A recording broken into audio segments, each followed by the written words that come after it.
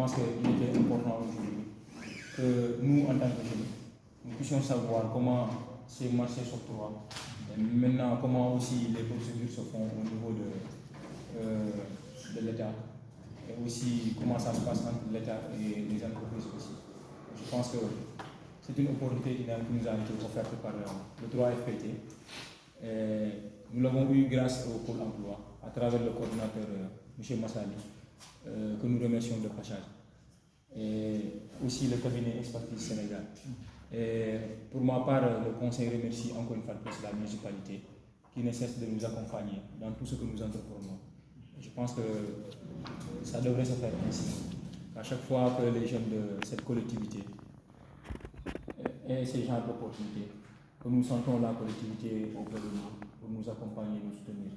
Et en cela, nous vous remercions. Et vous, participants, je pense que la sélection a été vigoureuse. En atteste parce que même Massali avait tout fait pour que nous puissions avoir un nombre consistant. Mais malheureusement, le cabinet nous a dit qu'il n'y aura que 25 personnes qui seront sélectionnées. Ça a été difficile, mais quand même nous avons eu à le faire. Et à notre niveau, nous avons essayé tant soit peu de faire le maillage de toutes les structures de jeunesse, mais surtout les jeunes entrepreneurs qui s'activent aussi. Et je pense qu'ensemble, nous allons suivre pour pouvoir bénéficier de ces opportunités. Parce que quand on discutait avec Madame le maire, elle me disait même que l'ensemble des maires de la Casamance sont convoqués à Cap-Skirring pour une session de formation portant sur le même sujet, à savoir la passation des marchés. Et qu'aujourd'hui, beaucoup de cabinets ou beaucoup d'entreprises payent des millions pour avoir ce genre de formation. Si pareille occasion se présente pour nous, nous ne faisons que pour la saisir et de la donner à notre jeunesse. Je pense que c'est dans ce sens-là que nous avons été élus. Et nous allons continuer tant soit peu, à chaque fois que pareille occasion se présente, bénéficier de ces opportunités-là et les donner aux jeunes. Donc, vivement cette formation. Et par la même occasion, nous remercions Dia ici pour sa disponibilité. Personnellement, je le connais et je sais que lors de la formation, vous allez le connaître davantage. Donc, sur ce, je vous remercie. Donc, je vais passer la parole à M. Massali, qui est le coordinateur du Pôle emploi de CIB. Voilà, merci Président. Donc, bonjour à toute l'assistance, bonjour Monsieur le maire, pour permission.